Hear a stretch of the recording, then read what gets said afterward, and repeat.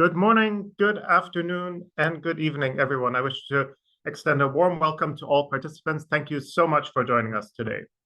Uncrewed systems, which include uncrewed aerial, ground, and maritime systems, are increasingly being developed and used by a wide range of state and non-state actors in the military realm. The increased development and use by a range of actors of uncrewed systems has been enabled by a lower cost of production and a range of technological advances, which have made these systems easier to use over longer periods of time and with additional advanced capabilities. As such, the attractiveness and use of such systems has grown over the recent years. The combination of these elements also introduces important questions of proliferation and misuse, as well as the regulatory measures and countermeasures. It is with this context in mind that UNIDIR and ODA are co-organizing a series of 3 webinars generously funded by Portugal. The overarching objective of this webinar series is to stimulate discussion between stakeholders on a range of topics related to uncrewed systems and to identify areas of continued challenge, including gaps in knowledge and policy, as well as possible avenues for action. My name is René Holbach, and I will be moderating today's webinar. I'm a political affairs officer in the Office for Disarmament Affairs Science, Technology, and International Security Unit. We are joined today by a range of representatives from member states, UN entities, civil society, and the private sector. And we're pleased to welcome you all to this first webinar in our 3-part series. And today we will focus on unpacking the terms and classifications related to uncrewed systems. Before we welcome our speakers, a few housekeeping and administrative announcements. Participants joining as attendees will have their cameras and microphones off by design throughout today's webinar to accommodate the large number of participants. You are, however, strongly encouraged to post any questions you may have using the Q&A function at any time during the event. As time permits, I will be collecting and relaying these questions to the floor or to the specific participant that you indicate towards the end of today's session. Please also indicate your name and affiliation if you so desire. Should any questions go unanswered because of time constraints, UNIDIR will follow up with the panelists and provide you with a response bilaterally after the event. Please also note that this webinar will be recorded and made available on UNIDIR's and ODA's websites following the event. As I mentioned earlier, this webinar has been made possible by a generous contribution by Portugal. So to kick off our webinar series, we are honored to be joined by His Excellency Rui Vinhas, Permanent Representative of Portugal to the United Nations. I now give him the floor to deliver his opening remarks. Excellency, you have the floor. Thank you very much. Very well pronounced, the name. It's not easy. Well, I'm the new Portuguese PR in New York, only with 2 weeks. I think it's after this week I will not be able to say that I'm a newcomer, because in New York it's 2-3 weeks, and then the charter applies to all of us. Well, dear colleagues, thank you for joining us for this webinar on uncrewed systems dedicated to unpacking terms and classifications. As mentioned previously, this is the first of a series of 3 webinars hosted by UNIDIR, UNODA, and UNODA, which we are very proud to support. Drones are increasingly inexpensive. They are easier to weaponize and more often used in context of armed conflicts. The acquisition and use of armed UAVs has become almost omnipresent. Armed drones are being developed in many countries and acquired by many others. They are being used in different types of conflict and also in counterterrorism actions. And they are being used by states, but also by non-state actors.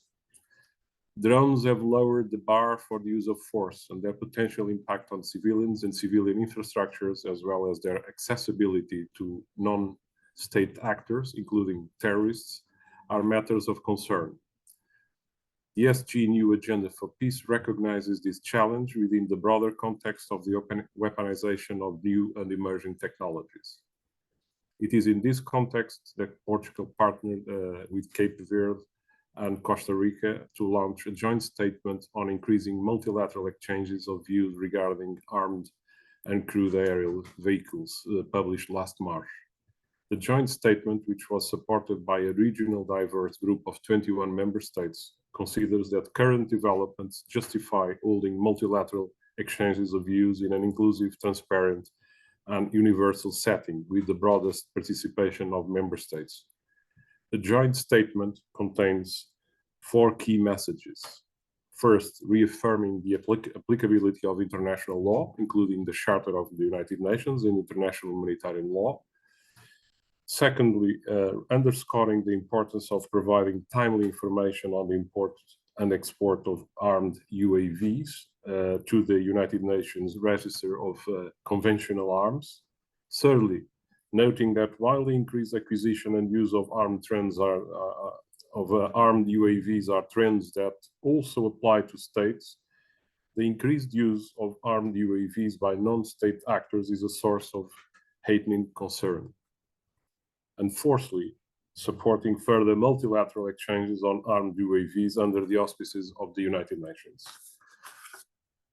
Dear colleagues, armed drones have specificities that distinguish them from other weapons systems. They can be controlled by humans, but they can also have varying degrees of autonomy. They can be acquired as armed drones, but they can also be armed after acquisition. As I'm sure today's discussion will touch upon, the sheer question of terminology is a complex one, with the colloquial term drones being used alongside terms such as armed uncrewed aerial vehicles, UAVs, or unmanned combat aerial vehicles, UCAV, among many others. Not to mention the existence of other types of uncrewed vehicles, such as uncrewed maritime vehicles, uncrewed underwater vehicles, or uncrewed ground vehicles. In our view, as the proliferation of armed UAVs become a noteworthy trend, there is a compelling case for holding multilateral exchange of views on the potential peace and security challenges associated with them. A more extensive and inclusive multilateral exchange of views on this topic would, in our view, contribute to improving the transparency of the acquisition and use of armed UAVs. Before such exchanges can take place, this webinar will undoubtedly be very useful to help us understand the nuances between all the terms that are in use and to narrow the field when it comes to multilateral discussions on the topic of uncrewed systems, with a particular focus on UAVs. I wish you a very productive discussion today, and I look forward to hearing the insights from the expert panel. I thank you. Thank you very much, Ambassador, for your remarks, which I think are a great scene setter for our webinar series as a whole, and specifically for today's discussion on terminology. Let us now move on to our panel, and I'm very happy to be joined by 3 fantastic panelists today who are going to look at this question of classification and terminology from a variety of perspectives. So our panels today will be Lieutenant Colonel André Haider, who's a subject matter expert for unmanned aircraft systems and countering unmanned aircraft systems at the Joint Air Power Competence Center of the North Atlantic Treaty Organization.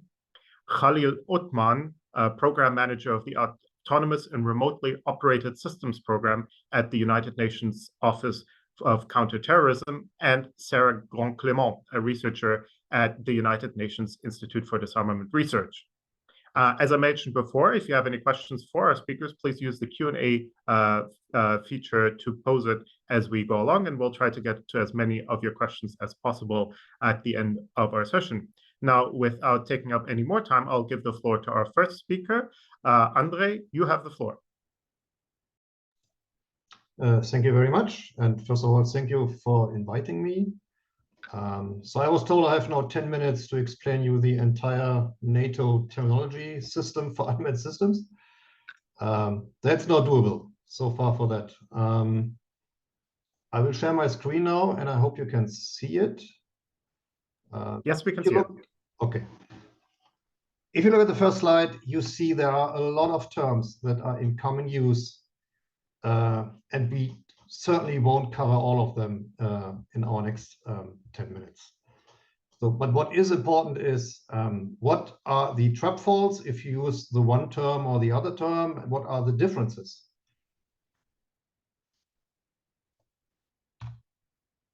So first of all, I know terminology is not the most attractive topic to discuss, but it's all about using the correct terminology depending on the situation and the group you are talking to. And if you look at the dictionary, for example, a drone can be many things. And somewhere down the list, you see, okay, a drone can also be an aircraft. But if you ask someone years ago what a drone is, probably most people call it a male bee or something other. NATO used to have a definition for drone back in 2010, which was discontinued, that actually was aimed at the vehicles we had at that time, which were launched. They fulfilled a pre-programmed mission and came back. And in between launch and recovery, there was absolutely no possibility to do anything with that piece of equipment. And this has drastically changed since then. So today, a drone is completely different from what you read here. What we call a drone today in NATO is an unmanned aircraft, or in short, a UA. We used to call it an unmanned aerial vehicle, or UAV, but this was also discontinued years ago. So UAV is no longer the term that we formally use. Although if you talk about UAVs, everyone knows what you mean. But to be correct, UA is a term to use. And the first trapdoor here is there's a difference between the unmanned aircraft and the unmanned aircraft system. And most people don't make this distinction. The unmanned aircraft is the airframe, so the flying piece itself. The unmanned aircraft system, and that's the image on the bottom, that's everything. That's the weapons and sensors attached to the airframe. That's the control element that may be just a remote control, or it may be a container on a truck where the pilot sits. That's all the satellite equipment. That's the pilot, and that's all the logistics and support you need to run and fly that aircraft. So if you think about international treaties, contracts, whatever, papers that discuss an unmanned systems topic, you have to make this distinction if you talk about the unmanned aircraft and you just mean the flying thing, or you talk about the system, which then is everything. That's the first trapdoor you should avoid. And then there is also a subset of unmanned aircraft, which is remotely piloted aircraft, which is also often used interchangeably. But in NATO, a piloted aircraft is an aircraft that requires a licensed pilot to fly. So if you just have a small unmanned aircraft with a couple of 100 kilograms, this may be just flown by a young sergeant in the army for intelligence or reconnaissance reasons. If you have larger remotely piloted aircraft, then you have a real pilot on the stick who is actually licensed also to fly a manned aircraft. So this, the training for a pilot of an RPA is the same training, or he's trained to the same standards like a pilot of a manned aircraft. Huge difference.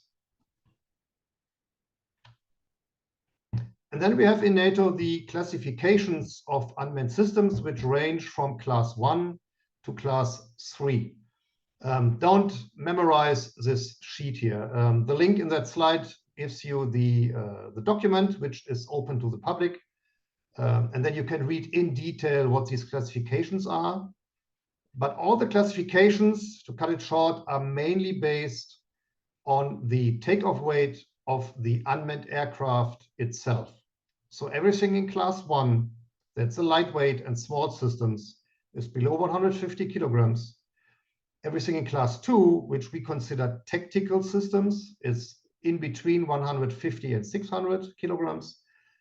And everything heavier than 600 kilograms is considered a class 3 remotely piloted aircraft. You find these piloted aircraft only in class 3. And all the smaller ones, because they don't fly that high and they don't need to fly inside the regular air traffic, they are considered class 1 and class 2. I would say, okay, class 1, 2, 3 kilograms. What is all of this? I have no idea what this is. So I made some example slides to just show you what do we actually talk about when talking about these classes. So starting with the smallest one, a class 1 micro UAS is just something that is less than 60 joules energy weight. So if that crashes down, it does not really take or induce any significant damage to persons or material. And you see the size here. This is very lightweight. This is used for reconnaissance in the special forces, for example. You cannot weaponize it really because it's too lightweight. Very, very light, class 1 micro. If you get one step above, the so-called mini UAS, they're in the range below 15 kilograms. They operate at low altitudes. They have a very limited mission radius, like the system here. You can still carry it and launch it by hand.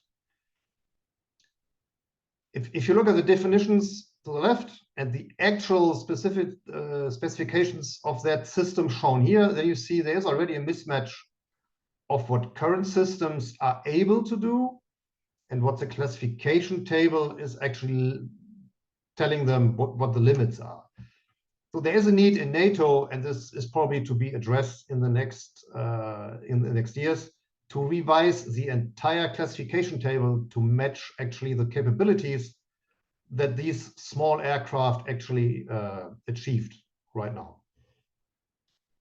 If you go one above and you look at the small UAS, this is everything between 15 and 150 kilograms. And what you see here is a Scan Eagle that's on the lower end. You can still carry it. This is supposed to fly up to 50 kilometers, up to 5,000 feet. But if you look at the actual specifications of that system, that's already far beyond what we had in mind when we created the table 10, 12 years ago. So again, there's a need to revise the existing classifications. And the problem here is we call it a small UAS in NATO. And if you talk to civilians, what they have in mind is this one. So that's a small UAS if you talk to a civilian. And you see the difference here. This is a military small UAS. This is what a non-expert perceives if you use that term. That's why it is important to see what is your audience, what is your publication, what is your treaty. You want to use these terms to address the right people with the right terms. One above is the so-called class 2 tactical UAS. This is a decent aircraft. This is all are up to 600 kilograms. This can fly in airspace shared with manned aircraft, helicopters mainly, and people who fly these aircraft, although not trained pilots, have a solid, let's say, airman training and education to operate these vehicles. In this case, you see class 2 is quite okay in terms of classification table and actual capabilities. That is a good match. And if you go to class 3, then you see the term changes from unmanned aircraft to RPAS, to remotely piloted aircraft system. These are fully blown aircraft, dimensions, altitudes, weight. You want to have a trained pilot flying these things. And they usually have an unlimited range because they mostly can utilize satellite communications. So it doesn't matter where your control station is. As long as you have a satellite connection, you can literally fly these aircraft all over the planet.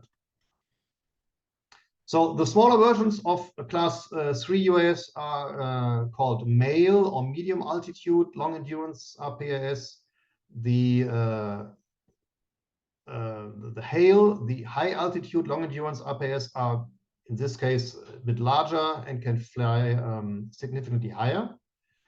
And again, you see here the dimensions of the NATO RQ-4D Phoenix or Global Hawk system. with a wingspan of roughly 40 meters. This is nothing you want to trust someone who has not a pilot license. And finally, we have strike or combat remotely piloted aircraft, which can be weaponized and can be used for military missions, for military strike missions. To sum it all up, and to give you all these terms now on a single slide that you can print out and put it on the wall.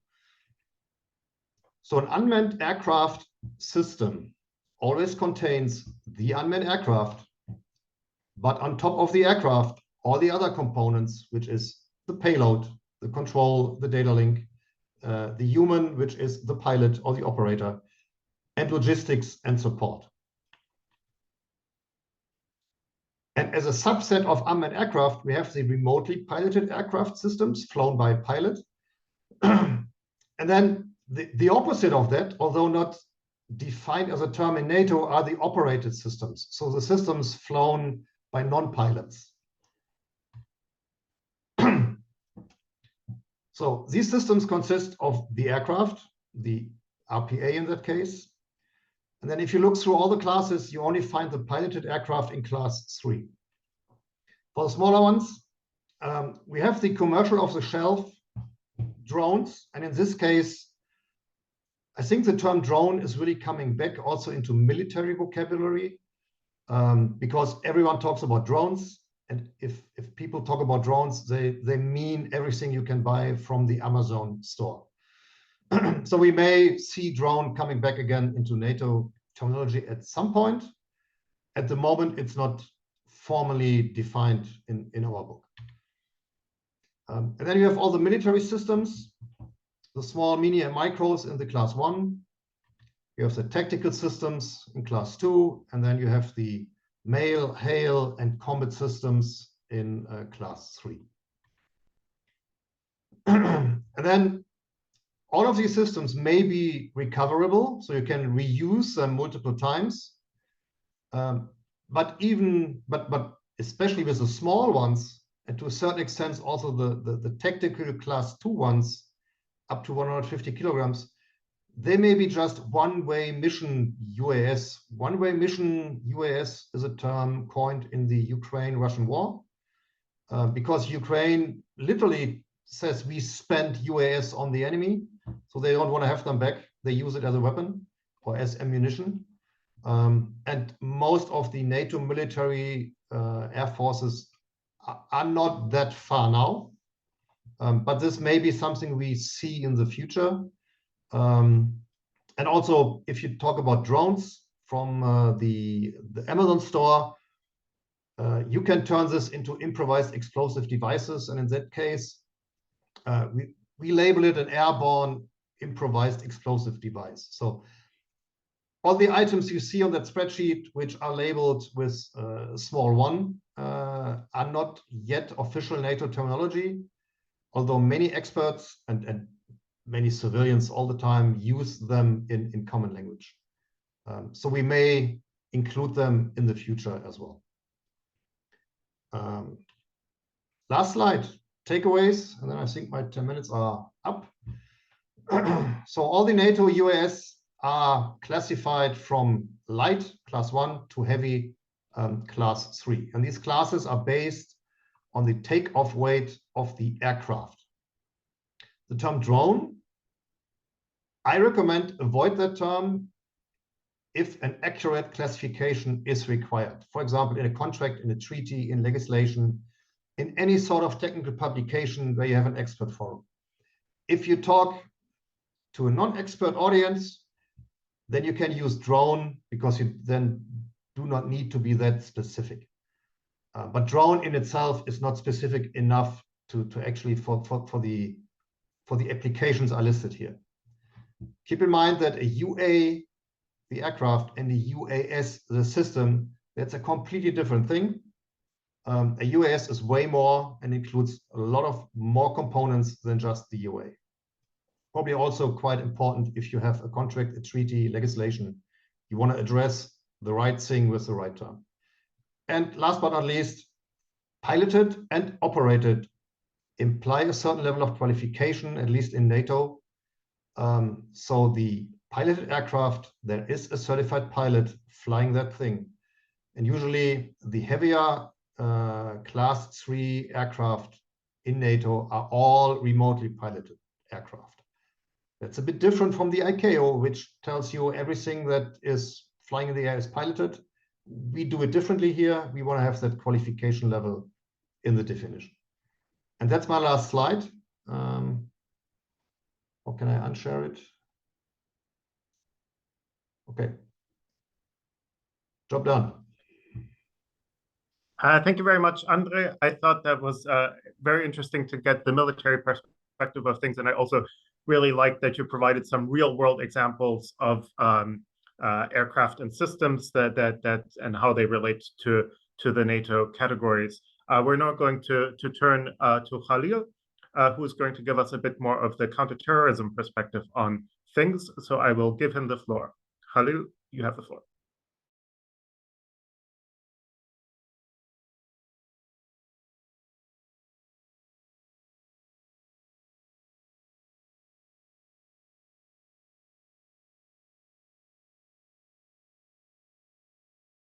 Khalil, I am afraid you're muted.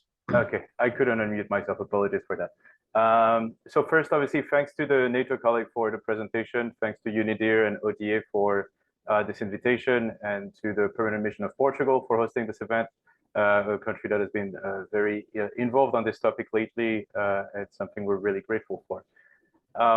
Many of the elements that I will discuss today come from our experience leading a global program on capacity building, on autonomous and remotely operated systems. We could go into why we selected to call it autonomous and remotely operated systems. I'm happy to answer that question at some point. But in short, our program focuses on three things. First is raising awareness. So what we're doing today is part of it, some of the research that we've done as well, because we believe the awareness level globally is still pretty low. And it's good that we can get on a conversation about terminology like we just did today. And these are very important. The second pillar is developing national capacity to leverage non-lethal use of these systems for counterterrorism purpose. And the third one is on helping member states strengthen their ability to prevent and counter the hostile use of the system, primarily by non-state armed groups. As we are the Office of Counterterrorism, we do not venture into dynamics involving interstate behaviors. It's a program that we implement jointly with a number of partners, including CTED, the ICAO, Department of Operational Support, and many more from academia, civil society, and the private sector. For this reason, many of the elements that I will present today come from some of my colleagues at CTED, ICAO, DOS, and DPO, and not just from UNOCT. In the context of what we've just discussed, you're going to find some similarity with what Lieutenant Colonel Haider has presented, which is there is obviously the term UAV, which is still used by some partners, which refers only to the vehicle from most organizations' perspective. UAS is the term that we prefer. It is the term that is the most used and increasingly used by the General Assembly, the Security Council, and ICAO regulation. And it is important because it doesn't just include the UAV, it includes the entire system. So we're talking about the control stations, communication links, the infrastructure, the pilot, and in a city context where you're trying to prevent or counter hostile use and even hold people accountable, having an inclusive terminology is very important. Remotely piloted aircraft, which is also the aircraft which may not have a pilot on board, but it is controlled remotely by an operator. These are primarily used in military and security applications and also in a number of other fields. The final term that we've seen come over the past few years has been uncrewed aerial systems. It is similar to UAS, though the design is to focus on gender inclusivity and equality. We have had colleagues from ICAO and CTED that have been repeatedly discouraging the use for a very simple reason, which is the language used basically by ICAO recommendations and by Security Council recommendations. We could reference the Abu Dhabi non-binding guiding principles on UAS threats, which were adopted in 2023, which has been calling on member states to align UAS and related terminology. From a UN standpoint, it's important that I'm talking about people like OCT or like ICAO or like DOS, because if the Security Council issues a mandate with a certain type of terminology, using a different terminology could have an impact on our ability to respond or implement the mandate. With regards to drone, and this is something that was explained right before, it's a colloquial term. It refers to anything. It can refer to UAS, to UAV. It can refer to something that is surface, subsurface, on the ground, in the air. We do generally in official documentations discourage the use, but we also use it as a shortcut if we have presented the topic of discussion properly. But it is impossible to move away from it permanently, because it is the most preferred term by most people that are not necessarily technical or in the field. Once we move away from flying systems, and again, something Lieutenant Colonel Hyder has explained, there is a lot of lack of clarity. We're increasingly looking at all types of systems as flying computers rather than individual, vessel, subsurface vessel or aircraft. And we're also struggling to find any coherent terminology once we're moving away from flying systems. In the context of the United Nations, we obviously have a UN classification, which is very similar to the one that has been in use by NATO. This is necessary for us in terms of having standardized classification and regulatory compliance and risk management, operational setting, but also to facilitate coordination at a national and international level, and also for procurement purposes. We do need to separate classes. Class 1 refers to what we call small, mini, micro UAS. Class 2 is about tactical UAS with higher range. We're talking about under 500 kilometers, primarily used for ISR and other military or counterterrorism operation. Class 3 are what we consider to be the higher, more capable systems, male and HAIL types of this system. It can fly about 65,000 feet and have a virtually unlimited range. This can be used for long endurance mission, border surveillance, maritime patrol. And class 4 will refer, or is increasingly referring to, autonomous systems. So we're talking for now about autonomous systems that are mostly flying below 10,000 feet with a range that does not exceed 100 kilometers. But from a CT context, we're talking about a slightly different type of classification. What we're looking at is either the UAS as a threat or the UAS as a tool. And once you get into that perspective, what is important is about understanding the capability of the system. And when it comes to the UAS as a threat, we primarily focus on the payload, because the payload of a UAS will define a lot of what it will be able to do and the types of threat that it poses. We primarily separate them into 4 categories. The first one is anything related to ISR, so intelligence, reconnaissance, and surveillance, which is the use for gathering these. They're often used equipped with sensors and cameras to monitor, observe targets. Just to note that a recent attack against UN peacekeepers in MONUSCO and local government officials used a swarm of attack or strike UAS, which I will define right after, and one UAS that were used primarily and exclusively for ISR purposes. So they deployed 8 drones with IED capabilities and 1 drone that was only there to fly and to conduct the ISR. Then we have attack or strikes UAS, which are weaponized to carry payloads, usually explosive payloads. But increasingly, we're seeing some of the systems being increased with non-explosive payloads. We see rifles being equipped on them with some firing capabilities. This is more common for ground systems, I have to say. We're seeing more and more ground systems that have this capability, but we're also seeing non-state actors trying to fit such equipment and weapon systems on the drones. We also look at CBRN threats.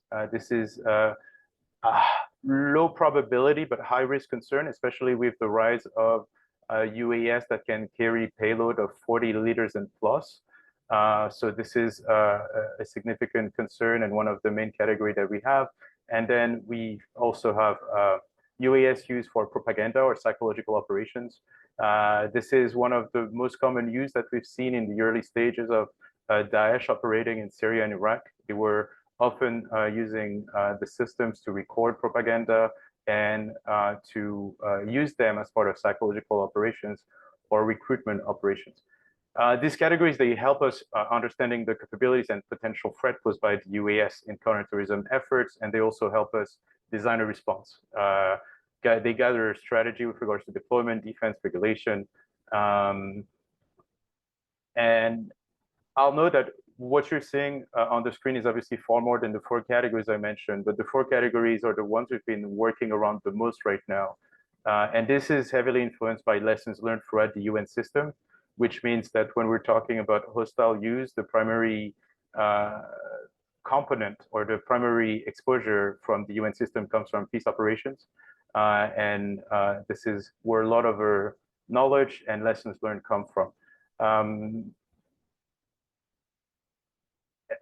I will note also with regards to these are some types of examples of threats and why sometimes it's more important to classify them as threat types rather than as the type of class that they are. It's about the damage that they can cause and the kind of countermeasure you might have to deploy. The first one is one of my favorite because it looks very innocent, but it's about basically how a drone was used to help communicate between an air gap system that had been infected with the virus physically without any sort of detectable communications. We also, most of you are probably aware about the attacks that took place against energy infrastructures in Saudi Arabia. I mentioned the attacks against peace operators in DRC, and I think everybody is fully aware of what has been going on in the Red Sea for the past year, without mentioning the situation in other parts of the world. We also classify them with regards to what they can do for us. Right now, from a CT perspective, we are mostly focusing on those 5 aspects. The reason is that these are the aspects that we find to be the most relevant to the needs that member states have brought to us. And I want to highlight that most of the capacity building we're doing at the moment is in Africa. So we're talking about territorial surveillance and homeland security. We're talking about ISR, CBRN operations. So in particular, the detection of CBRN material, counter IED operations. I think most people are aware that IEDs are one of the most significant cause of deaths in conflict zones, and incident and response management. On this, we have a report that came out earlier this year on the acquisition, weaponization, and deployment of UAS. And one thing that will come clear is that a lot of the focus, again, is about the payloads. What kind of payload is equipped on the system, and what kind of damage can that system do? I will leave it here because otherwise I can probably talk for another 30 minutes, but I'm happy to follow up on any questions, and I hope that was useful. I will ask that you help me stop the sharing because I'm running into the same issue I was running right before. Thank you. Thank you very much, Khalil.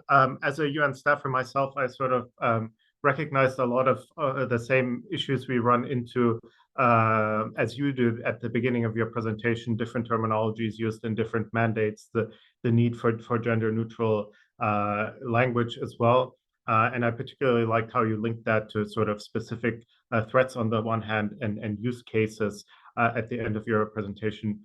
Very useful. Before I give the floor to our next speaker, just a little reminder to everyone to please put your questions in the Q&A feature if you have them. We're running a tiny bit long, so we'll probably only have a chance for 1 round of questions and answers. So if you wait till the end, you may be disappointed. That said, I give the floor to our final speaker, Sarah, who's going to have a little bit more of a disarmament perspective on things. Sarah, you have the floor.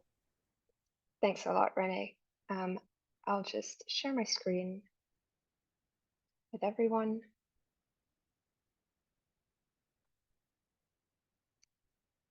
So hopefully you should all see my screen. Great. Yes, we can see it. Thank you so much.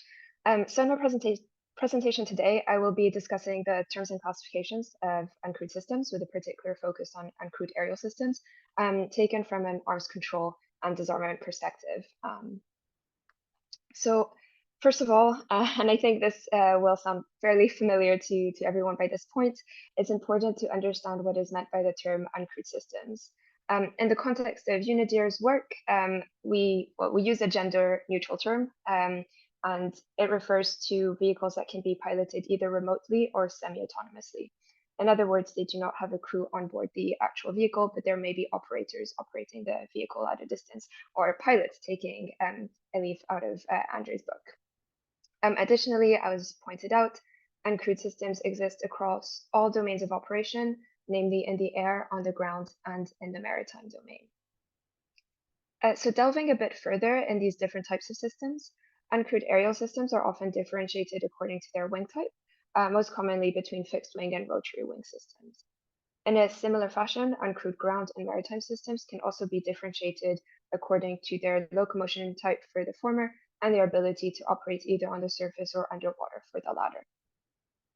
But for today's event, I will be focusing specifically on aerial systems. So just a brief overview of what I mean by fixed wing and rotary wing. So rotary wing systems refer to wings which spin around like that of a helicopter. And rotary wing systems can have 1, 4, 6, or more rotors. Commonly, most systems would have 1 or 4 rotors. Compared to fixed wing systems, UAVs or UAS, which have rotors, can launch and land more easily in a limited space and are also more maneuverable. However, the downside is that these also consume and require more energy.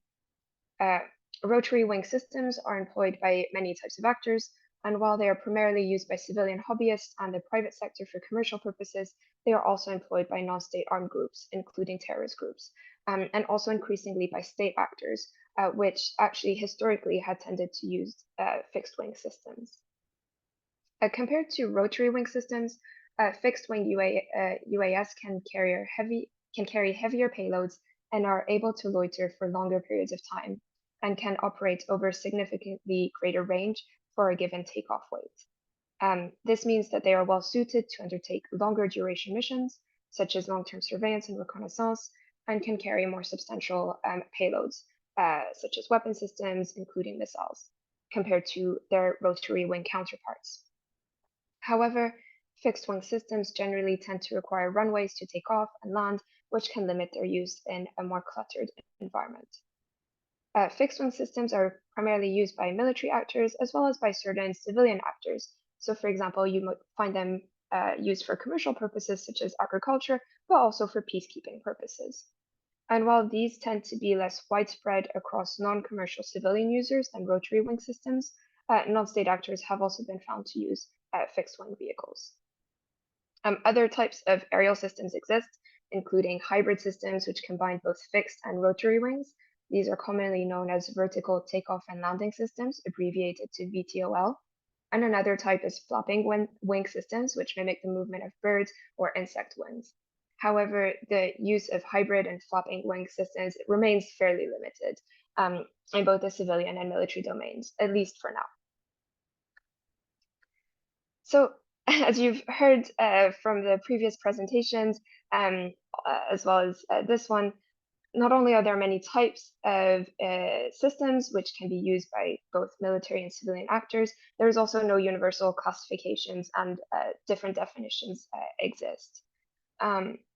Generally, existing classifications tend to focus on differentiating uncrewed systems, uncrewed aerial systems, based on their technical characteristics. These characteristics usually include specifications such as maximum altitude, maximum weight at takeoff, endurance and range, in other words, how long and how far a system can fly, payload weight, so how much a system can carry, the size or its speed, and for military systems, whether they are armed or could be armed, and what type of weapons they could carry. And as we've heard, classifications in the different categories can vary. So we've talked about ICAO standards that tend to focus on the civilian sector, but then there are also different terms and classifications used by NATO. And there are, of course, national classifications in parallel, which may or may not draw upon these taxonomies. And in addition, there are also definitions and classifications emerging from transparency regimes regarding arms transfers and arms control lists. Which leads me to my focus on two such mechanisms under the auspices of the UN, namely the UN Register of Conventional Arms, UNROCA, which serves as a global instrument for promoting transparency in international arms transfers, and the Arms Trade Treaty, or ATT, which has established legally binding standards for regulating the global trade in conventional weapons and aims to increase transparency and promote responsibility and accountability in international arms transfer decisions. So the UNROCA comprises 7+1 categories, 2 of which pertain to uncrewed aerial systems, categories 4 and 5. As you can see on the screen, UAVs here are distinguished by wing types, differentiating between fixed wing and rotary wing UAVs. Additionally, the UNROCA definition focuses on armed UAVs or UAVs that can be modified to carry munitions. It should be noted that the uncrewed element was included progressively over time. So subcategory B under category 4 was added in 2016, while subcategory B under category 5 was added in 2022. And the ATT bases its scope and thus reporting mechanism on the same categories as the UNROCA, as stated in Article 5.3 of the treaty, that national definitions of these systems should, I quote, not cover less than the descriptions used in the UN Register of Conventional Arms, close quote. So overall, the definitions of UAVs within the UNROCA and by extension the ATT is very much focused on technical characteristics, namely by wing type and whether it is or can be modified to be armed. Having described how UAVs are defined from an arms control perspective, I also want to touch upon the differentiation of UAVs based on their functions. In other words, what these systems can actually do. As mentioned, uncrewed aerial systems are being developed and used for both military and civilian purposes. And the figure on this slide displays some functions that are military on the one hand and civilian on the other. However, as you can see, there are a number of functions which are shared across both domains. Indeed, I wish to stress that while armed systems, or those which can be modified to be armed, are included in the scope of the UNROCA and the ATT, it should be noted that unarmed systems can pose risks to international peace and security through their ability to conduct surveillance and data gathering, which can namely enable attacks by other types of weapon systems. And these types of systems fall outside of the reporting obligations of both the ATT and the UNROCA, although depending on their characteristics, they can be comprised under other types of arms control regimes, such as the Wassenaar Arrangement, which covers dual-use goods. So to conclude, then, what are the implications of the existing terms and classifications used within the arms control and disarmament domain? So first, recognizing that conventional arms control processes, such as confidence building mechanisms and export control regimes, largely focus on technical characteristics, there is a need to ensure that these processes continue to accurately reflect evolutions in the development and use of uncrewed systems. Indeed, the importance of this is demonstrated by the recent updates to the definitions of the UNROCA to ensure it remains relevant amidst current trends in use. Questions to consider include, for example, whether the existing definitions and classifications within these processes are sufficiently inclusive of uncrewed systems and their technical characteristics. Also, are these categorizations sufficiently future-proofed so as to consider future trends, including those driven by technology? Taking into account the capability and effect or potential effect of uncrewed systems alongside technical characteristics could be a way to help ensure that evolutions in development and use are taken into account. And for that, I found the UNOCT perspective particularly interesting. Second, UAS are not homogeneous, and it's important to recognize that there is a variety in the types of systems which impacts on their capabilities and the functions they can carry out. However, the type of system does not necessarily equate to an actor type.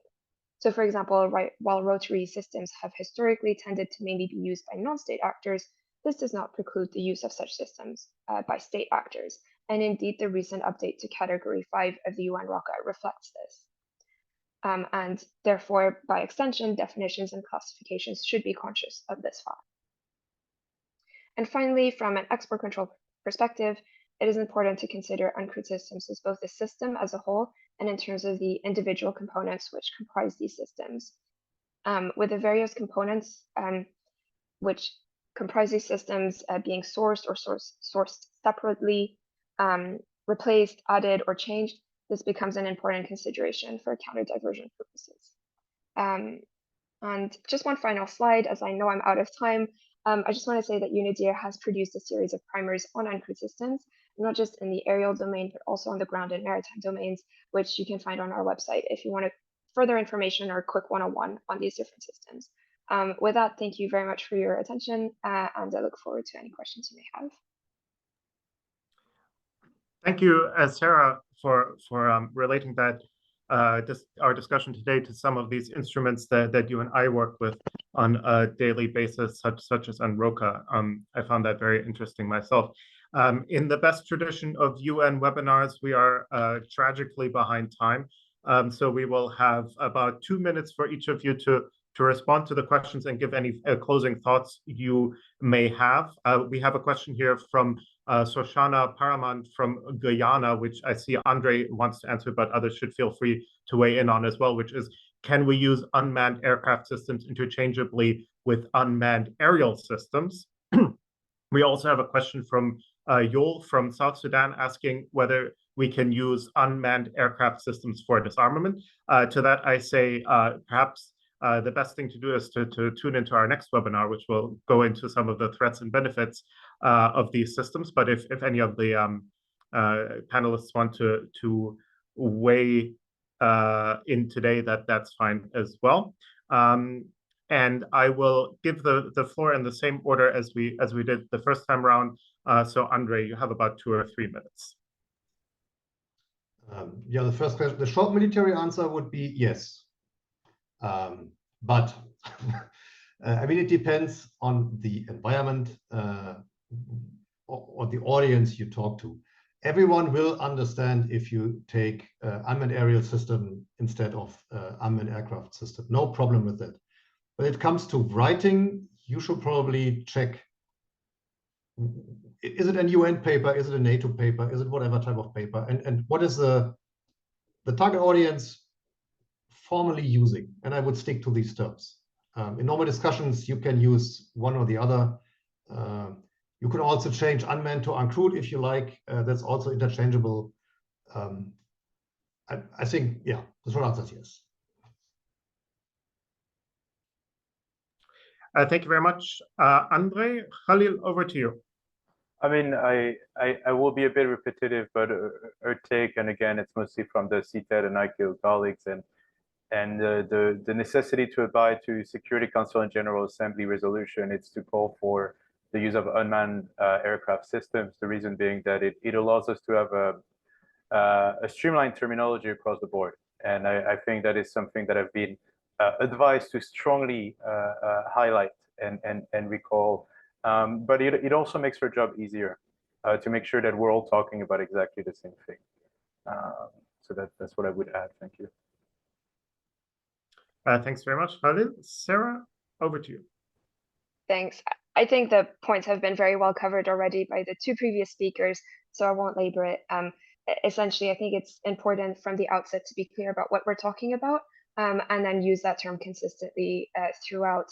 If there is a rationale to kind of stick with language that's been used previously by the UNSC in resolutions or previous processes, such within the UN ROCA categories, then that is fine. But I think as long as it's kind of clarified from the outset is the most important to understand exactly what is being encapsulated. And I would echo what you mentioned as well, Renee, in terms of delving further into use and misuse benefits and threats in the next webinar. We don't want to spoil that one in advance. Thank you. Very good, Sarah. Thanks very much. Thank you to all of our speakers. I'm afraid we're out of time today, so thank you again Lieutenant Colonel André Haider, Khalil Othman, and Sarah Glan-Cremont. Was a very interesting session for me today that sort of showed some of the different approaches to terminology, the need to keep that terminology consistent and also to keep it up to date with actual uses and latest technological developments, and generally the need for sort of precision and understandability by the target audience of what you're talking about. I think this is a great way of starting off our webinar series. Talking of the webinar series, I'd like to point out that we will have our next webinar on the 18th of July, which will have the title Two Sides of the Same Coin, Exploring the Benefits and Risks of the Use and Misuse of uncrewed systems. And I hope you can all join us for that one as well. You will also receive from Unidir a feedback survey after the conclusion of today's webinar, and I would strongly encourage you to fill that in. With those words, thank you very much for joining us today. Have a good day.